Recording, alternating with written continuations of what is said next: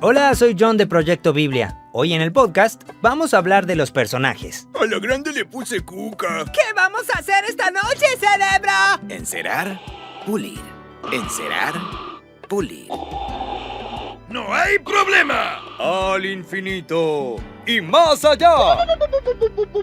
Pero no de cualquier tipo de personajes. Vamos a hablar específicamente de los personajes que se encuentran en la Biblia. Como saben, hemos producido una serie completa de videos llamada ¿Cómo leer la Biblia?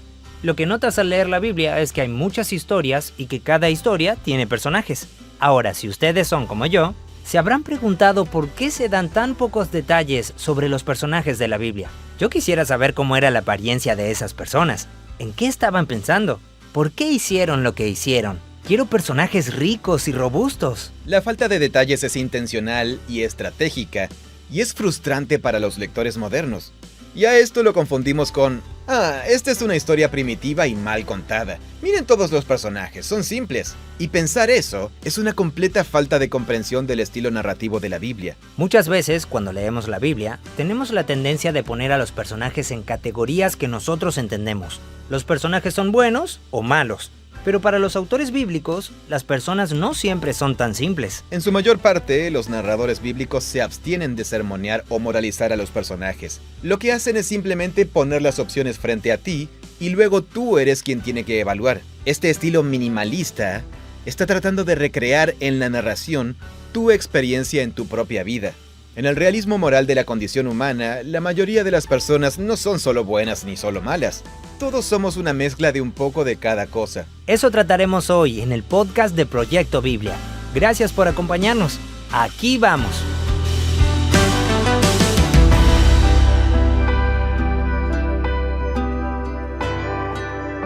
Estamos hablando sobre cómo leer la Biblia. Estamos en la narrativa bíblica. Ya hablamos sobre el argumento y el contexto. Sí, estamos hablando del conjunto de herramientas que los autores bíblicos, que también son artistas, tienen en su repertorio. De las técnicas que usan. Sí, de todos los pinceles de diferentes tamaños y colores, Claro. y técnicas que usa un pintor, Ujú. de los que los autores bíblicos tienen equivalentes, todos los narradores. Pero cuando hablamos del rol que tienen los personajes en la narrativa bíblica, creo que este es uno de los mayores obstáculos que enfrentan los lectores modernos occidentales. Porque nuestros gustos narrativos han sido moldeados por las películas Sí. y la literatura moderna Sí. para que esperemos que los personajes se describan y se desarrollen de cierta manera. Y los autores bíblicos tienen una forma muy diferente, realmente muy diferente, de emplear a los personajes. Claro. En los estudios bíblicos, las voces más importantes en este campo, que se llama poética narrativa o poética de la narrativa bíblica, son eruditos judíos israelíes. Sí. Están en mi lista de libros. Cuando hago la búsqueda, aparece Shimon Bar Efrat, Adel Berlin, Meyer Sternberg y Robert Alter, y creo que... ¿Lees lo que escriben ellos en hebreo? Bueno, algunos escriben en hebreo, pero sus obras principales están en inglés. Ok. Pero o crecieron en Israel o son judíos que han leído en hebreo desde la infancia. Y en realidad, creo que esa es la clave. Creo que los lectores que pudieron leer narrativa bíblica, especialmente la narrativa de la Biblia hebrea, en su primera o segunda lengua, la experimentan de manera completamente diferente. Cuando uno crece con ese tipo de literatura, no le parece ajena o extranjera. Claro. Y con seguridad tampoco le parece literatura infantil. Siempre he pensado que eso es interesante. Las obras más importantes de los últimos 50 años han sido de eruditos judíos o israelíes. Claro. Entonces, hablando de eso, Robert Alter, autor de una de las obras más significativas sobre la narrativa bíblica, que se llama El arte de la narración bíblica, tiene un par de capítulos sobre la forma en que funcionan los personajes en las narraciones bíblicas. Él tiene esta excelente cita. Dice así: la tendencia de la narrativa griega de cargar la historia con detalles es una tendencia que la práctica literaria moderna ha adoptado y desarrollado. Entonces su punto es que nuestro gusto moderno por todo tipo de descripciones de personajes, cómo lucen, dónde crecieron, toda la idea de que cuando presentamos al personaje... Su psique interna. Sí, constantemente nos abren una ventana a su psicología. Nos dan una mini biografía y... ¿Cierto? Sí. Estamos acostumbrados a todos estos detalles. Sí. ¿Eso es una cosa griega? Eso viene de la tradición narrativa griega.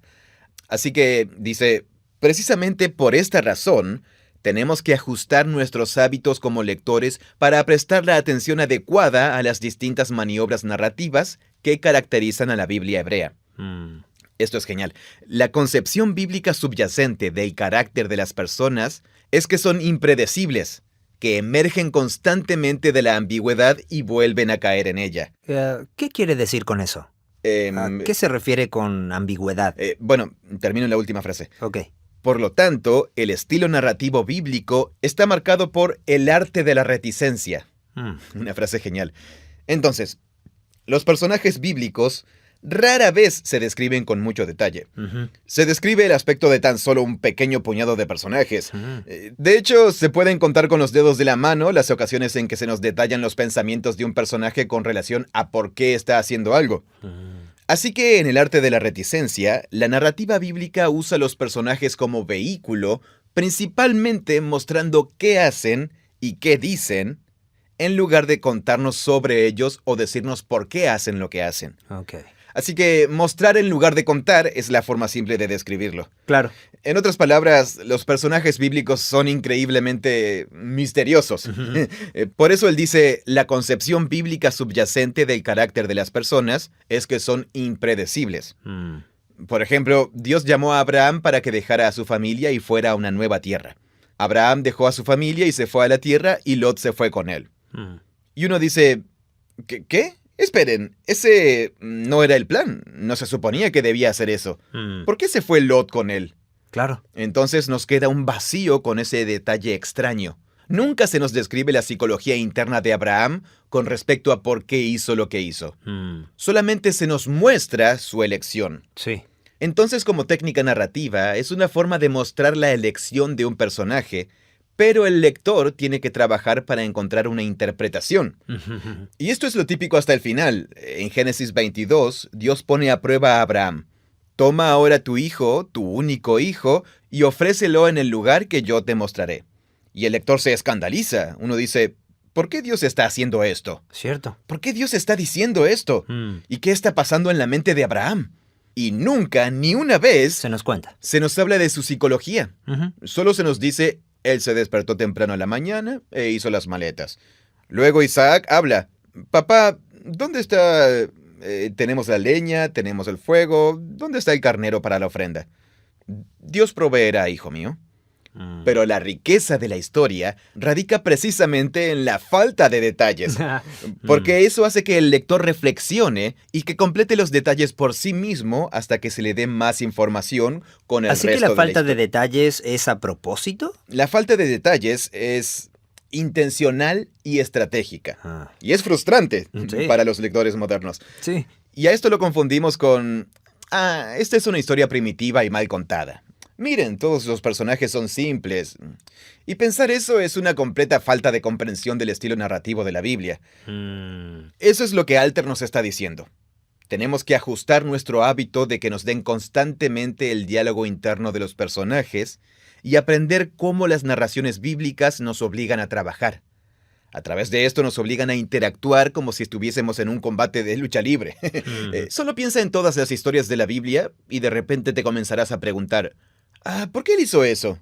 ¿No? Sí. ¿Por qué Dios miró con agrado la ofrenda de Abel, pero no la de Caín? Cierto. ¿Y Caín estaba celoso?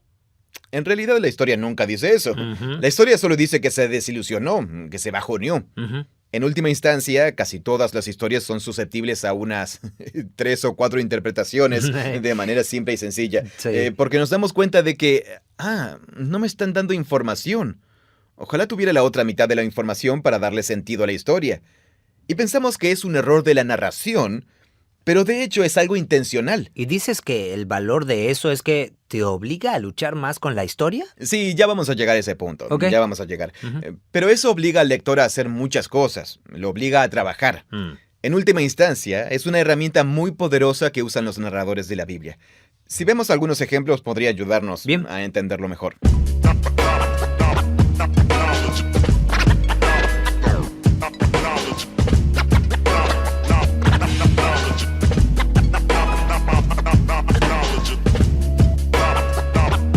Entonces, hay principalmente 2 formas en las que los autores bíblicos usan a los personajes. Ok. Una es lo que se llama la caracterización directa, donde el narrador en realidad describe al personaje o nos habla de él. Bien. Lo hace, por ejemplo, describiendo la apariencia física, ya sabes, de una corta lista de personas. Y lo hace solo porque es relevante y esto desempeñará un papel en la trama. Así que, por ejemplo, José era muy guapo, la esposa de Potifar lo va a acosar. Acuéstate conmigo, ¿verdad? Sí. Saúl es muy alto cuando te lo presentan por primera vez y uno dice, bueno, ¿eso es porque es importante? Y luego cuando entras en la historia... David es bajito. David es bajito, pero es guapo. Y Esaú es pelirrojo y peludo, está cubierto de pelo rojo. Sí. Todo ese tipo de cosas. Y la apariencia de los personajes se describe solo porque sirve para algo, porque tendrá un papel en la historia. En ocasiones, el narrador nos va a decir directamente, sí, este tipo es malo. Pero es muy raro. Sucede mucho, como por ejemplo en las historias de los reyes. Cierto. Donde se nos dice, este rey era malo por esto y aquello. Claro. Pero en su mayor parte los narradores bíblicos se abstienen de sermonear o moralizar a los personajes. Lo que hacen es simplemente poner las opciones frente a ti y luego tú tienes que ser quien evalúe. Entonces, una erudita judía llamada Adele Berlin ha hablado mucho de esto y dice que cuando los autores bíblicos describen directamente a los personajes, es muy raro y siempre es muy estratégico. Ella lo compara con la pintura impresionista. Así que, de nuevo, en forma similar a René Magritte, en cuanto a su contraste con el realismo, cuando dice eso siempre es una representación, él formaba parte del movimiento surrealista. El movimiento impresionista estaba tratando explícitamente de llamar la atención al hecho de que nunca podemos describir las cosas tal como son. Entonces, este fue un movimiento que no tenía como meta mostrar detalles, pero sí trataban de lograr el mismo efecto que tendría una imagen en ti mediante detalles mínimos, mediante trazos diminutos. O el puntillismo, era lo mismo con puntitos. Miles de puntos diminutos para que cuando te acerques a la pintura tengas la impresión de que... pierde el significado. Aquí no hay nada.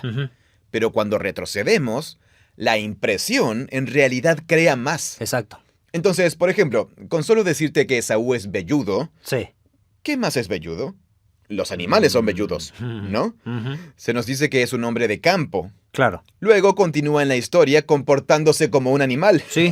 acumulando esposas, ve mujeres y se casa con ellas inmediatamente durante la narración. Todo nos muestra que es apresurado y hambriento. Dame esa comida y... Así que en realidad el hecho de que sea velludo crea la impresión de un hombre animal y primitivo. Pero en hebreo son solo 2 palabras. Claro, una pincelada pequeña. Y de repente toda su personalidad tiene un aura de semejanza animal. Claro. Elí, el sacerdote Elí al comienzo de Samuel, es viejo y ciego. Pero también es moralmente ciego ante el horror de lo que sus hijos están haciendo. Él es viejo y débil físicamente, Sí. pero también es débil porque no puede enfrentarse a sus hijos. Así que su ceguera, su edad y su debilidad se convierten en su carácter. Lo mismo, ya lo mencionaste, que Saúl es muy alto y David es bajito. Sí. Eso en realidad describe todo el conflicto del argumento en la narrativa de Saúl y David, donde Saúl es el opresor, Sí. pero su altura traiciona la debilidad de su carácter, los defectos de su carácter. Y David es bajo, pero la baja estatura y la fe radical y humildad son exactamente lo que le permite ser exaltado a esa posición de poder.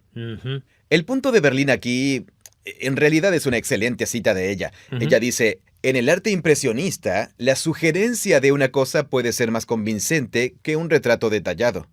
Eso se debe a la tendencia de nuestro cerebro de proyectar significado a las imágenes para completar nuestras expectativas. Ella está hablando del punto de vista en el arte impresionista.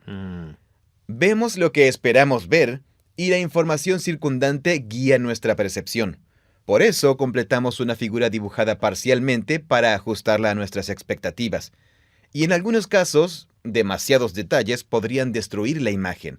Así que el truco desde el punto de vista del artista es cuánto detalles incluir y cuántos omitir. Luego lo aplica a la lectura de la narrativa bíblica. Esta es una buena corrección para los que quisieran que las historias bíblicas dieran más detalles concretos. Pero es precisamente en esto que consiste su técnica narrativa.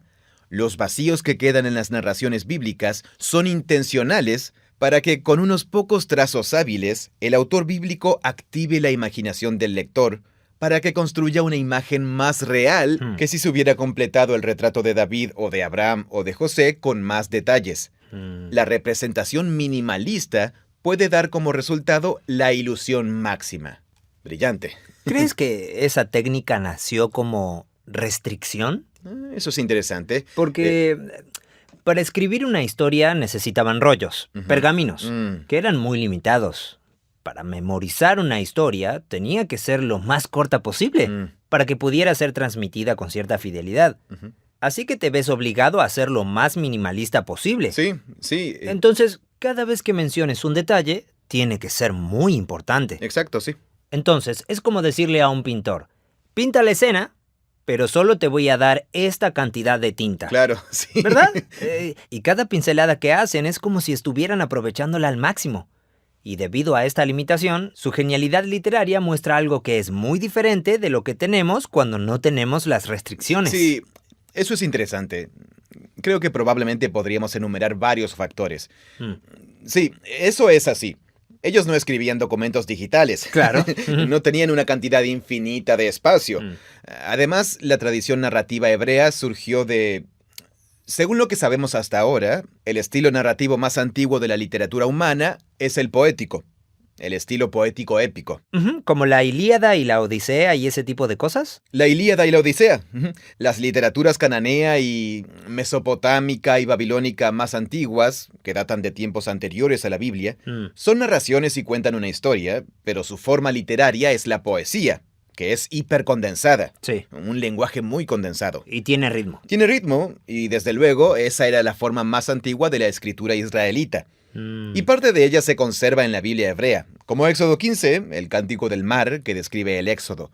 Ya hablamos de eso en una conversación anterior del podcast. O el cántico de Débora y Barak, que describe la batalla. Hay diferentes citas de fragmentos de esas viejas epopeyas israelitas, pero en su mayor parte se han convertido en narración en prosa, que es lo que tenemos ante nosotros, el 43% de la Biblia hebrea. Así que creo que eso también tiene que ver con la técnica narrativa que se desarrolló a partir de una forma condensada hacia una narración que tiene más que ver con la prosa. Pero creo que es el mismo desafío que enfrentamos nosotros. Solo piensa en cualquier historia bíblica que te haya confundido y te garantizo que es por la falta de detalles, los cuales te revelarían todo. ¿Por qué Moisés golpeó la roca en lugar de hablarle? ¿Cierto? ¿Y por qué es descalificado por eso? No lo sabemos. ¿No es cierto? Los evangelios representan una continuación de esta tradición en el Nuevo Testamento. Las historias del llamado de los discípulos, los hijos de Zebedeo que dejaron su barca y dejaron a su padre. Eso que... habría mucho por decir sobre eso. Del tipo, ¿cómo se sintió su padre? ¿Les dijo algo? ¿Jesús aparece sin más? ¿Él les dijo algo más? ¿O solo dijo, síganme? Claro. Se nos cuenta lo mínimo. Pero ese mínimo obliga al lector a que cree una historia más completa en la imaginación mientras lee. Parece que ese es exactamente el objetivo de ese estilo económico de narración. Es obligarnos a ser parte del trabajo imaginativo. Exacto, así es. Eso tiene que ver con la forma en que se describe a los personajes. Es minimalista. Con los detalles mínimos que se nos da, hacemos mucho. Eso nos obliga a pensar... Bueno, ¿cómo aprendo a evaluar a los personajes? Los personajes se convierten en vehículos importantes para que los narradores comuniquen su mensaje y muchas veces hablen mediante los personajes y no sobre ellos. Hay diferentes maneras en que los narradores bíblicos nos muestran de forma indirecta cómo son los personajes. Nombres. Primero que todo a través de los nombres. Sí. Y eso no es algo muy común en la literatura moderna. Cierto. Pero es casi exagerado en la Biblia. Y no es solo cuando los padres le ponen nombre a sus hijos, aunque eso es significativo. A todas las tribus de Israel se les da su nombre en Génesis 29 y 30. Judá, alabo a Dios. Alabo a Dios por darme un hijo. Judá significa alabanza. Hay mucho de eso. Pero muchas veces los nombres de los personajes personifican su papel en la historia. Sí. El nombre de Saúl es el que ha sido pedido.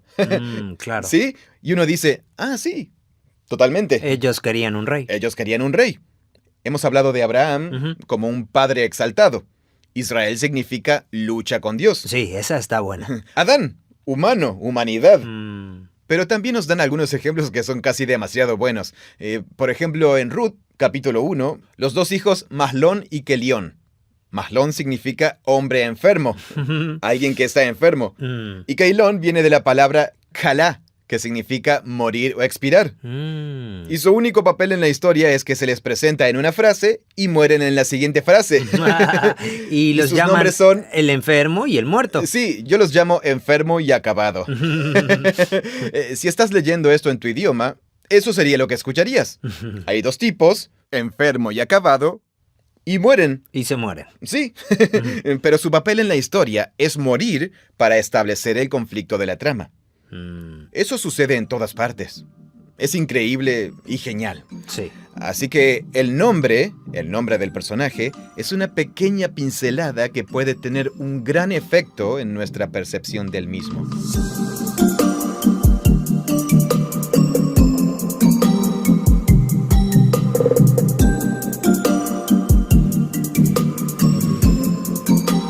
Las principales formas en que los autores evalúan a los personajes son principalmente a través de sus elecciones, lo que hacen o lo que dicen.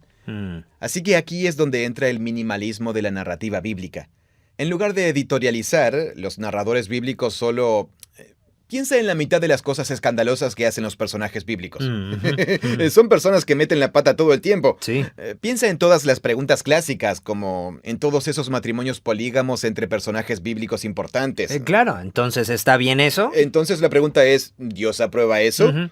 Así que tenemos que retroceder y decir, que un personaje haga algo en una historia no significa Que se lo apruebe. que sea avalado. Ujú. Cuando prestas atención a todos los personajes que tienen varias esposas y observas, ves que la narración te muestra las consecuencias. Ujú, sí. Y siempre son malas. ¿Me entiendes? Sí. Esta es la técnica narrativa para retratar eso como una decisión extremadamente mala. Entonces, este es un buen comportamiento. Este es un mal comportamiento. Es solo, esta persona hizo esto y mira lo que sucedió. Ahora mira lo que sucedió. Mm, Y es todo malo. claro. Los padres que tienen favoritismo, Sí. hay muchas historias sobre eso, siempre es malo. Mm, Un buen ejemplo de ese arte de la reticencia, o minimalismo, como lo llaman estos eruditos, es Moisés. mm. Él sale un día y ve a un capataz egipcio que maltrata a un israelita, así que lo mata. Sí.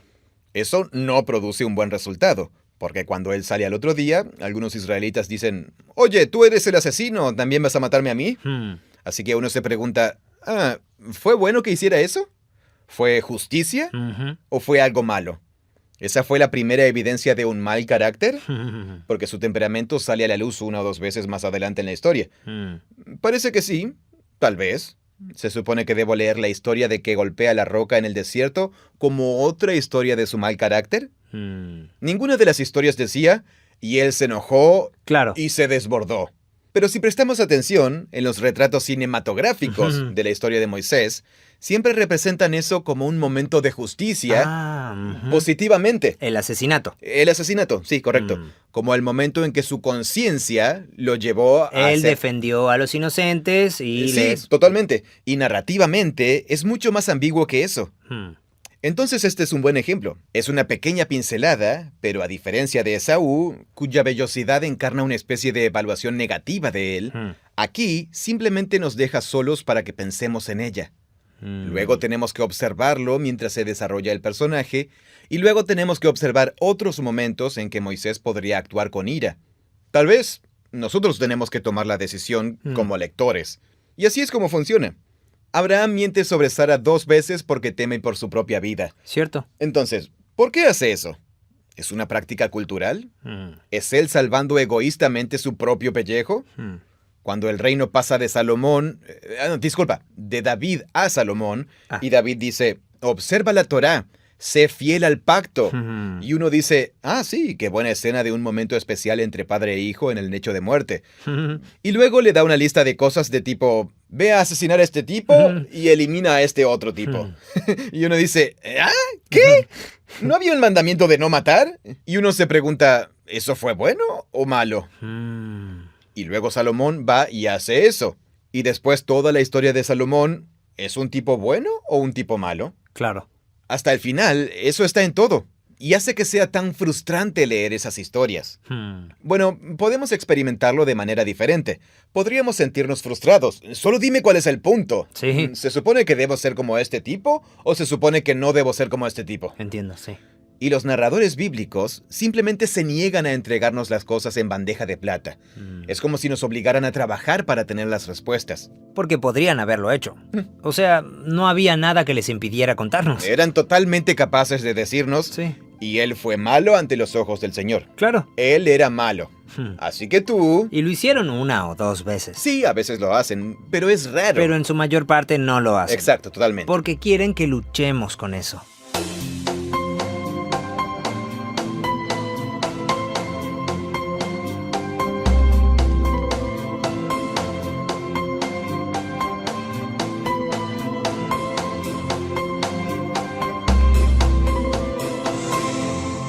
Todavía no hemos llegado al porqué.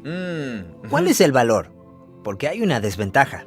La desventaja es que se nos ocurra una mala interpretación. Estamos llenando los vacíos y creando una imagen que ellos no pretendían darnos. Entonces, si ese es el riesgo, ¿cuál es la ventaja Sí. que hace que el riesgo valga la pena? Sí. Muy bien. He estado guardando esta cita para el final. Ok. Esta es la obra más importante sobre la narrativa bíblica de los últimos tiempos del erudito judío Meyer Sternberg, llamada La poética de la narrativa bíblica. Es absolutamente brillante. Es una cita larga, pero hace que valga la pena el alto precio del libro. ¿El precio del podcast? Sí, correcto. Él dice, cuando nos damos cuenta de que el estilo antididáctico de la Biblia... ¿Antididáctico porque no usa muchas palabras? No, didáctico refiriéndose a educación moral. Ok. En otras palabras... No da lecciones. Bueno, es literatura moral. Este y aquel hicieron eso, que era malo, ¿no? No sean como esa persona. Como el pastorcito mentiroso, Pedro y el lobo. Sí, algo así. Lo que está en la superficie es, sé como este personaje, no seas como aquel personaje. Claro. Él dice que la Biblia es antididáctica en base a esa cualidad. Que aunque nos cuenta todas las historias de personas que toman buenas decisiones o decisiones terribles, nunca dice explícitamente, sean como esta persona, no sean como esa persona. Lo cual es muy curioso porque en eso las convertimos. Es precisamente lo que la tradición cristiana moderna ha hecho con la narrativa bíblica. Y él argumentaría que la hemos arruinado. En realidad, estamos yendo contracorriente a lo que... Muchas veces sí parece que estamos yendo en contra. Sí, porque nos obliga a llenar vacíos y a tomar decisiones interpretativas en nombre de la historia. Claro. Mientras que el punto de esa historia es hacer que cada lector haga el trabajo por sí solo. Muy bien. Ok. Ok. Él dice, cuando nos damos cuenta de que el estilo antididáctico de la Biblia es su norma narrativa, nos damos cuenta del papel de la sutileza estética de esas historias. Casi siempre evitan los comentarios extensos o la extrapolación, y mucho más la homilética, que es sermonear. Sigue diciendo, estos autores dejaron vacíos intencionalmente para que los lectores pudieran descifrar las discontinuidades, las indefiniciones, las incongruencias, las motivaciones sin explicación. Y son plenamente conscientes del efecto desorientador que eso tiene en los lectores cuando tratan de extraer lecciones del pasado. El autor va a seguir describiendo... El problema, lo que a nosotros nos parece que es el problema. Los narradores bíblicos ocultan el significado de sus historias hasta un punto que rara vez es igualado por ninguna otra literatura en la historia. Qué interesante. Él es profesor de literatura comparada. El tipo sabe. Sí. Lee mucha literatura antigua diferente. Sí. Y mira lo que dice. Este estilo no fue heredado por las culturas vecinas de Israel. Fue inventado y elaborado en la tradición israelita de la narración. Y es nada más y nada menos que deliberado. Así que en el mundo antiguo no hay paralelo de este estilo. Ni en la literatura desde entonces. Fascinante. Así que este es un rasgo único de la narrativa bíblica. Es súper interesante. Sí. Bueno, esta es su opinión sobre el efecto para el cual se diseñó así. Él dice, en la vida cotidiana, en nuestra vida cotidiana, el conocimiento y la información, la capacidad de entender el significado de los acontecimientos, es poder. Pero al leer la Biblia, constantemente nos desconcertamos por los vacíos de la historia. ¿Por qué Moisés hizo eso? ¿Por qué Dios hizo eso? Y eso es estratégico. Nuestro desconcierto es una imitación de nuestra posición real en la vida. Expone nuestra ignorancia sobre el significado de la historia. y de nuestra vida. Las historias bíblicas imitan nuestras condiciones de inferencia de la vida real, ya que nosotros también estamos rodeados de ambigüedades todos los días. Nos desconcertamos, nos engañan las apariencias, somos reducidos a juntar las piezas del rompecabezas mediante la interpretación de prueba y error, y, con frecuencia, quedamos en la oscuridad sobre el significado de nuestra vida hasta el final. Hasta el mismo final. Ah, sí, no, hasta el mismísimo final. Perdón, tienes razón, hasta el mismo final. Sí, así es. Y luego continúa. La escasez de comentarios de los narradores bíblicos nos obliga a evaluar constantemente las motivaciones de los personajes y el significado de la trama mientras buscamos pistas. Solo mediante un esfuerzo continuo, el lector de las narraciones bíblicas puede llegar a comprender el punto de vista que solo Dios posee desde el principio. Cuando encontramos el sentido de las historias bíblicas, entendemos el sentido de ser humanos. Su primer punto es que ese estilo minimalista trata de recrear mediante la narrativa bíblica nuestra experiencia en nuestra propia vida. De la misma manera que me sucede con las dificultades que tengo para interpretar por qué tuve esa conversación ayer, Claro. y por qué me pasó esa cosa extraña ayer, y por qué recibí ese correo electrónico, y por qué tuve ese pequeño choque, ¿sí? ¿Acaso esa no es la razón por la que contamos historias? Ese es un buen punto, Es sí. para darle Para claridad, dar claridad, y coherencia a los acontecimientos. Ujú. Cuando pensamos en el pasado, Mm. nos contamos una historia Ujú. y comenzamos a decirnos por qué fue importante, por qué tenía que suceder. Sí. Lo contamos a través de una historia. Y lo enriquecedor y maravilloso de otras historias Ujú. es que nos dan la oportunidad De descubrir el significado. de descubrir el significado de las cosas. Claro, sí. Y es por eso que las historias son agradables. Es una gran parte de la razón por la que las historias son agradables. Exacto, sí. Entonces, ¿él está diciendo que los autores bíblicos están tratando de despojarnos de eso intencionalmente? Sí, Eso que quisiéramos obtener de la historia, Sí. ellos lo mantienen lejos. claro. O nos hacen trabajar para obtenerlo y Mm, nunca podemos estar totalmente seguros. sí. ¿Por qué Moisés mató al egipcio? Ellos no quieren que lo sepas. O no quieren que tú... No quieren que lo sepas completamente. O quieren que nos quedemos con opciones. Mm. Con opciones. Él tuvo una indignación justa. Eso solo es otra forma de decir que no quieren que lo sepas. Claro. ¿No? ¿Cierto? El punto no, es no que quieren que estemos seguros. ellos ocultan tanto como revelan. No quieren que estemos seguros porque en la vida no podemos estar seguros de las cosas. Correcto. Anhelamos la certeza y no la tenemos. Así que fingimos que la tenemos. Sí. Y por eso nos contamos historias y nos permitimos creer cosas. Y muchas veces nos engañamos a nosotros mismos. Cierto, sí. Pero para tener cierta estabilidad. Ujú, ujú. ¿Estás diciendo como que ellos están tratando de crear inestabilidad en ti mientras estás... Sí, tal cual. Creo que eso es lo que Robert Alter dice, Adele Berlin. Mm. Eso es lo que todos estos eruditos están diciendo. Que gran parte de la narrativa bíblica está construyendo una historia muy significativa de nuestro mundo. Claro, el esqueleto. Sí, correcto. Y la forma en que Dios interactúa con estos personajes los lleva a algún lado.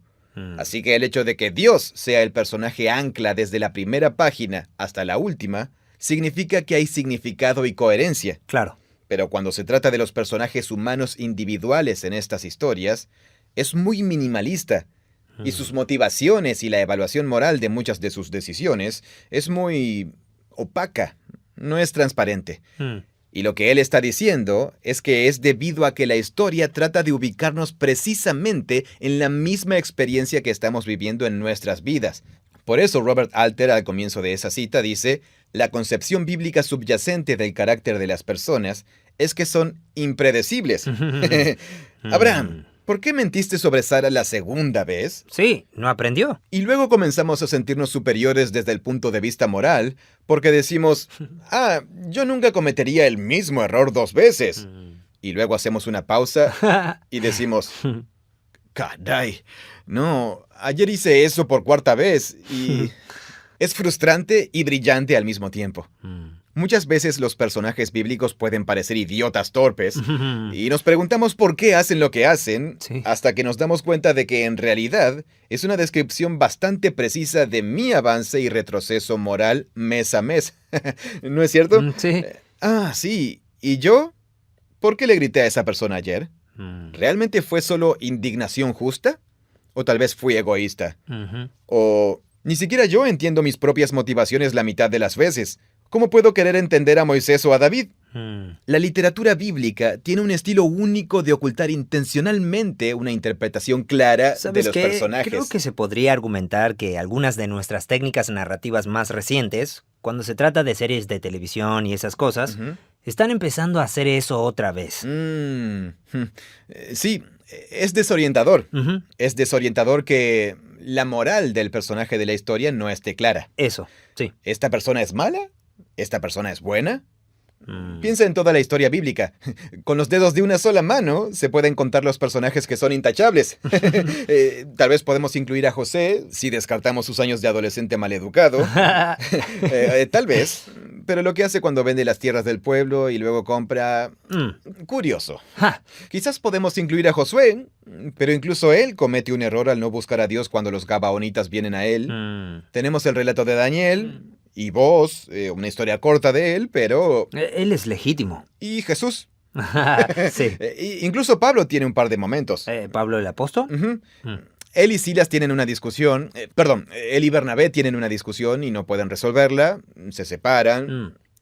Al menos él está muy humanizado en ese momento. Seguro, sí. El punto es que cuanto más... Claro, no hay muchos. No hay muchos. Sí, los que esperaríamos, como Abraham, Moisés, David... Todos tienen narraciones enteras que señalan sus defectos. Mm. ¿Y de qué se trata eso? Noé. Sí, totalmente. ¿De qué se trata eso? Mm. Volvemos a leer esas narraciones y casi siempre hay múltiples interpretaciones que podemos hacer sobre por qué tomaron las decisiones que tomaron en primer lugar. Mm. Y como estilo, es muy interactivo, Ujú. es realista, es realismo moral de la condición humana, en el que la mayoría de las personas no solo son buenas ni solo malas. Mm. Todos somos una mezcla de un poco de cada cosa, ¿no? Mm. En términos literarios, las novelas de Cormac McCarthy, él escribió El Camino, Ujú. pero también hizo una trilogía llamada La Trilogía de la Frontera, sobre el personaje de un vaquero que vive en la frontera entre Estados Unidos y México antes de que se consolidara totalmente como frontera. Mm. Y la gente ha comparado su estilo narrativo en prosa con el estilo bíblico, Mm. tanto en la forma en que verbaliza las cosas como en la forma en que usa oraciones largas, pero también por la descripción minimalista de los personajes y porque el personaje principal es ambiguo y nunca sabemos qué está pasando dentro de su cabeza. Mm. Y eso es como lo que impulsa las escenas. ¿Qué va a hacer? ¿Va a dispararle a alguien o...? Así que sí, es un estilo narrativo que... El punto es que es intencional. Claro. No es primitivo. No es solo antiguo. Ujú. Es muy sofisticado y realista. ¿Y solo se limitaba a Israel? ¿Los vecinos no lo usaban? Sí, la evaluación de Sternberg es, si nos fijamos en la literatura cananea, babilónica y egipcia contemporánea, ni siquiera se acerca a este nivel de sofisticación. Mm. Son poesía hermosa, pero en términos de estilo narrativo en prosa, simplemente no tienen eso. ¿Y es para jugar o provocarnos intencionalmente? Bueno, es para que interactúes. Me gusta decir que juegan con nosotros, porque es así. Es como si nos llevaran por un camino y luego Bueno, hacen que interactúes, pero porque un personaje bellamente descrito te atrapa y eso también produce una interacción. Entiendo. Pero nos llevan a interactuar jugando o provocándonos al no darnos lo que quisiéramos que nos den. Sí. ¿Verdad? Es correcto, sí. Queremos claridad en cuanto a las motivaciones de la persona Sí. y queremos entender por qué sucedió eso. Sí, correcto. Porque la forma en que funcionan los personajes en las narraciones es mediante la identificación. Se pintan personajes con los que el espectador o lector se identifica y luego un guionista o un director de cine, sea quien fuere, busca que la audiencia se conecte con los personajes para que esa experiencia se pueda mapear en nuestra propia experiencia de vida para hablarnos por medio de eso. Claro. Entonces, estamos hablando de una técnica mediante la cual se supone que tenemos que preguntarnos constantemente con quién se supone que debemos identificarnos. Sí. Ujú. ¿Me identifico con Moisés? Seguro, yo he pasado por momentos de ira e injusticia. Y luego decimos, pero tal vez él simplemente tenía un mal carácter y eso lo metió en problemas. ¿Yo tengo eso? Probablemente, ¿no? Mm. Así que eso nos obliga a una autoevaluación, pero de una forma muy diferente a simplemente decir, esta persona era buena, sean como ella. Esta persona era mala, no sean como ella. Qué interesante, amigo. Sí, totalmente. O sea, si pensamos en cómo eran las historias primitivas, probablemente fueron algo así como... Oye, no comas esa valla porque el otro día Mario se comió Claro. esas vallas y ahora está muerto. Sí. Entonces uno dice algo como... Bueno, no quiero morir. La moraleja de la historia es, no se coman las bayas, Sí, ¿verdad? Sí, supongo. Amigo, eso es de hace mucho tiempo atrás. Una de las obras literarias más antiguas es la epopeya de Gilgamesh. Ajá. Es como la Ilíada de Homero, pero fue escrita un milenio antes. Ah. Y es una exploración poética muy sofisticada de la mortalidad y las... Bueno, ¿es la historia más antigua de la que tenemos registro? Oh, exacto, es lo que estoy diciendo. Estamos Mm. hablando de una historia que viene más o menos del año 3000 antes de Cristo. Entonces tú... Sí, yo estoy yendo aún más atrás. Estoy yendo Como con tan los atrás cavernícolas. como cuando estábamos aprendiendo el lenguaje. Digo, bueno, el lenguaje. ¿Para qué sirve el lenguaje? Ah, historias. ¿Por qué iba a contarte una historia? Ah, no quiero que mueras. No quiero comerme la valla blanca. No te comas esa valla. Sí, o allá hay un oso. Mm, Esas son las historias que contaríamos. sí. Entonces, ahí es donde comienza a llegar el punto en que intencionalmente dejamos fuera los detalles solo para jugar con alguien. Te espera un largo camino. Sí, es sumamente... Lo cual en realidad me hace pensar, incluso en la forma en que contamos historias hoy en día, estamos volviendo atrás. Mm, Breaking Bad es un excelente ejemplo de todo este tipo de cosas. sí. Es como que ahora nos sentimos más cómodos haciendo que los personajes sean más turbios, Más complejos. más ambiguos, más complejos, borrando los límites entre héroes y antihéroes, creando misterios y dejando fuera los detalles que quisiéramos. Que serían clave para entender que... Sí, se deja un suspenso y a veces nunca se resuelve. Sí, es cierto. Y ahora tenemos ganas de eso. Mm, Desarrollamos el gusto por eso. ujú. Y eso hace que me pregunte si se trataba de un pueblo tan saturado, desde el punto de vista literario, Ujú. que desarrollaron el mismo tipo de gusto para este tipo de narración, tal vez. Sí, correcto. Pero no es lo que creemos que queremos. Mm, Lo que creemos que queremos es claridad. es claridad. Ujú. Y lo que hace una buena narración es lo que está haciendo esta, sea lo que fuere, que no es darte... Pero sobre tu punto, retrocedemos y llegamos al esqueleto del asunto del arco narrativo general. Mm, sí. Allí hay claridad. Mm. Hay claridad como, Dios creó esto con un propósito. Mm, Este es el propósito. Y Dios va a recrearlo. ujú, Estas son las cosas que Dios valora y todo eso. ujú. Esas cosas son muy claras. Sí. Pero luego nos metemos en la verdadera historia, como en tiempo real, de alguien que vive la vida en este planeta, bajo el sol. Y entonces la claridad comienza a desaparecer. Totalmente. ¿Cierto? Sí. Sí. Dos cosas que son pertinentes. Uno es el tipo del libro de Meyer Sternberg llamado La poética de la narrativa bíblica. Hmm. El subtítulo es Literatura ideológica y el drama de la lectura. ¿Significado ideológico? El significado ideológico es literatura narrativa que tiene una intención con un mensaje. Está tratando de provocarnos. Eso es lo que significa ideológico. Sí, ideología se refiere a un mensaje claro, bien pensado, Ok, que trata de provocar algo en nosotros y atraparnos. entiendo, sí. Entonces, es literatura que tiene un mensaje, pero que también leerla es en sí mismo un drama. Y realmente es la expresión el drama de la lectura. Lectura dramática. Por eso, aunque creamos que conocemos la historia, porque leímos el libro infantil de Noé o lo que sea, nunca podemos reemplazar sentarnos a leerla lentamente de principio a fin. La narrativa bíblica tiene algo en cuanto a esa experiencia que no se puede reemplazar con la enseñanza. Siempre tendremos que aclararla Sí, y claro. hacerla más simple de lo que realmente es. Hmm. Así que la literatura en sí misma nos obliga a hacer lo único para lo que está hecha, o sea, para sentarse a leerla de principio a fin. No podemos reemplazar esa experiencia porque en sí misma es un drama. Y así es como está diseñada la literatura bíblica. Wow. Es brillante. Hmm. De todos modos, eso es lo primero. ¿Eh? Lo segundo tiene que ver con cómo se retrata a Dios. Hmm. Y esto ya sería como cerrando el tema. Dios es el único personaje que une toda la Biblia. Él es el único personaje que está en la página 1 y que sigue ahí en la última página. Hmm. Y hay algunas cosas relevantes. Por ejemplo, eso nos dice algo. Que el propósito supremo de estas historias ni siquiera está necesariamente centrado en el ser humano, Hmm. sino que revela algo sobre la relación de Dios con la historia humana, el carácter de Dios, la identidad de Dios y los propósitos de Dios para la historia. Y todo eso se revela de las mismas maneras dramáticas y ambiguas. ¿Por qué Dios hizo eso? Hmm. ¿Por qué Dios hizo toda la confrontación del Éxodo de la forma en que la hizo? Hmm. ¿Por qué no lo hizo de una manera diferente? ¿Por qué casi mata a Moisés en medio de la noche en Éxodo 4 justo antes de... Cierto. Todo eso. Sí. O sea, Dios es un personaje complejo Totalmente. en la narrativa bíblica. Ujú. Hay otra erudita bíblica israelí que me señaló esto, y en el momento en que lo hizo, se llama Yaira, todo se me volvió muy claro y me ayudó a entender muchas historias bíblicas.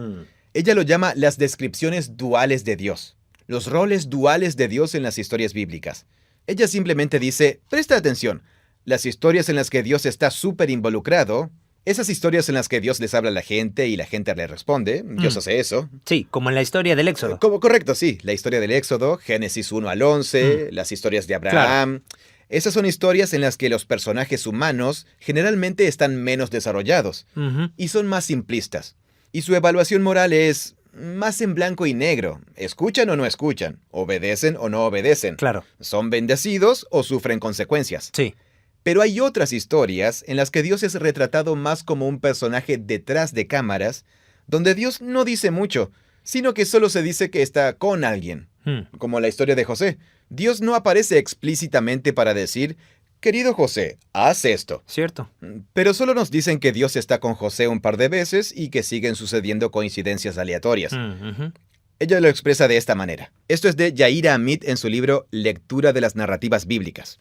Ella dice, cuanto más se retrata a Dios como un personaje presente que ordena o pone a prueba, castiga o perdona, más se retratan los personajes humanos de manera plana y chata, de un tipo particular, como rebelde, obediente o pecaminoso.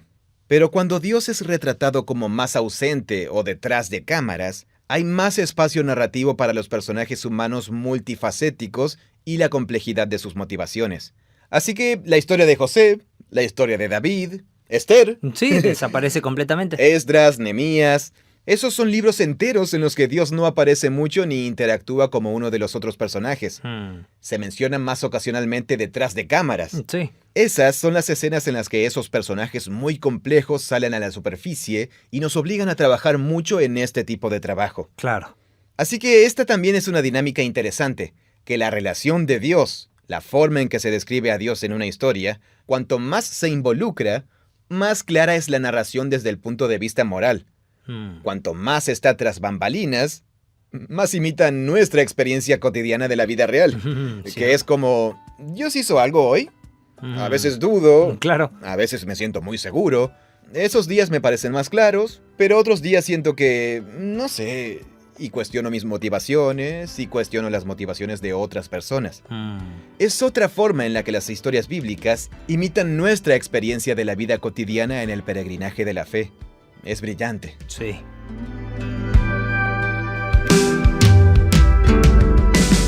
Eso es todo por hoy en este episodio del podcast. En nuestro próximo episodio hablaremos del contexto de la narrativa bíblica. En Proyecto Biblia creemos que la Biblia es una historia unificada que nos guía a Jesús. Somos un proyecto financiado colectivamente por personas como tú. Puedes encontrar videos gratuitos, preguntas de estudio y mucho más en proyectobiblia.com. También puedes ver todos nuestros videos de nuestra serie Cómo leer la Biblia en YouTube y en nuestro sitio web.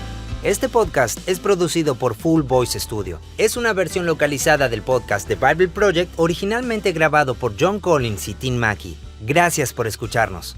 Hola, mi nombre es Nika, soy argentina viviendo en Houston.